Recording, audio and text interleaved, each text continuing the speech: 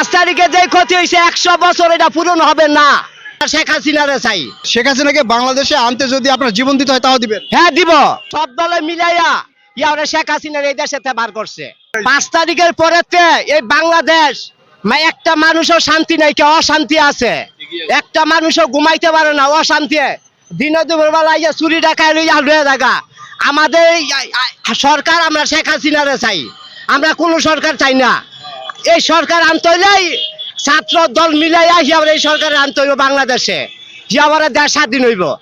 মানে শেখ হাসিনাকে আনার জন্য যদি আবার আন্দোলন করতে হয় আন্দোলন করবেন? হ্যাঁ ও অবশ্যই করবো। যা বালার জন্য হেরাই সামনে কে মৃত্যু আমরা সামনে যাবো। মানে শেখ হাসিনাকে বাংলাদেশে আনতে যদি আপনার জীবন দিতে হয় তাও দিবেন? হ্যাঁ দিব। কেননা এই দেশের মতনই শেখ হাসিনার মতন সরকার এই দেশে দরকার। কেননা এই 16টা বছর একটা মানুষও শান্তি মতন ঘুমাইছে, লাখ লাখ টাকা লয়ে গেছে এই 16 বছর।